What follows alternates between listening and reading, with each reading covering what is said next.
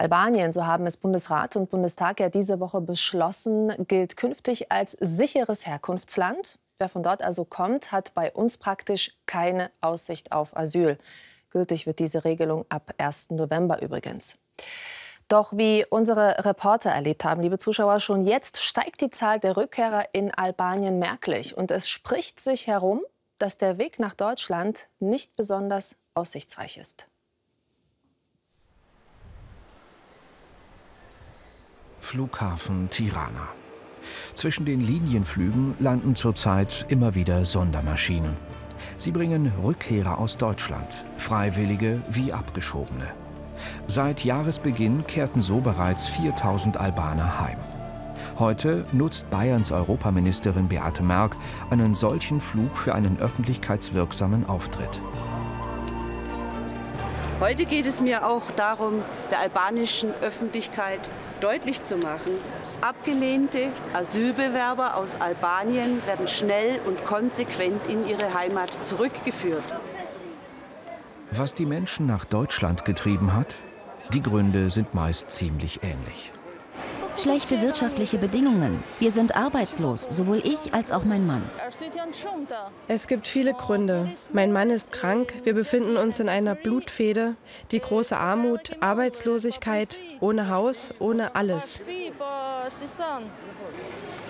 Mit gültigen Reisepapieren dürfen Albaner 3 Monate in Deutschland bleiben. Die meisten versuchten es länger. Nun kehren viele freiwillig zurück. Wer bis zur Abschiebung wartet, riskiert Strafen und eine Sperre für den Schengen-Raum. Deutschlands verschärfter Kurs, er wird hier in Albanien sehr wohl wahrgenommen, meint auch der deutsche Botschafter in Tirana.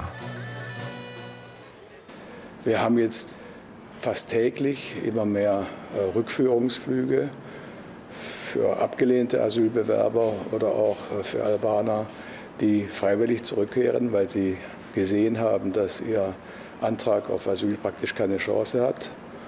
Und da spricht sich auch herum, das erleben wir. Und wir hoffen, dass das auch dann die entsprechende Wirkung haben wird. Darüber wird auch in den Medien sehr viel berichtet. Doch wie sieht es in den entlegenen Winkeln des Landes aus? Wir sind unterwegs nach Novo Sej im Nordosten. Die 2000 Meter hochgelegenen Felder erlauben eine bescheidene Viehzucht und den Anbau von Kartoffeln. Vor wenigen Jahren lebten hier noch um die 2000 Menschen. Nun ist gerade ein Fünftel noch hier. Die meisten suchten Arbeit in Deutschland. Die Kartoffeln sind von höchster Qualität, alles Bio. Aber wir schaffen es nicht, sie zu verkaufen. Die Produktion ist wegen der schlechten Wetterbedingungen relativ gering. Vor allem die Trockenheit macht uns in diesem Jahr zu schaffen. Wer jetzt nicht zur Ernte geht, sammelt Heilkräuter oder trifft sich am Dorfplatz. Und dann gibt es da noch die Schule oder das, was von ihr übrig ist. Junglehrerin Elisa unterrichtet 3 Jahrgänge in einer Klasse. Und das für ein armseliges Gehalt. Wenn ich die wenigen Möglichkeiten für die Schüler hier sehe, dann bin ich auch dafür. Lasst uns alle zusammen von hier weggehen. Doch auch hier sind die ersten Rückkehrer bereits angekommen und berichten von erfolgloser Arbeitssuche und abgelehnten Asylanträgen in Deutschland. Im Dorfcafé ist das Thema Nummer 1.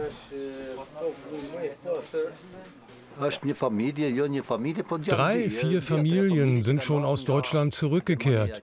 Die haben mit ihren Kindern jetzt nicht genug zu essen. Das Dorf bringt ihnen etwas zum Überleben.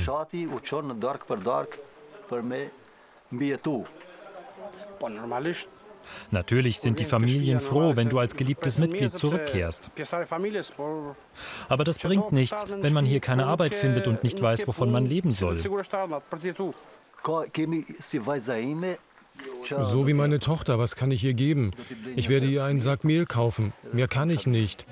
Zurück am Flughafen, wo immer wieder Sondermaschinen mit Rückkehrern landen. Wir fragen, ob es jemand nochmal versuchen will, ob Leben und Arbeiten in Deutschland weiter die Traumvorstellung bleiben. Das wäre schön, aber nicht für uns. Asyl nie wieder. Der weit verbreitete Traum von Deutschland. Zumindest in diesem Moment scheint er ausgeträumt.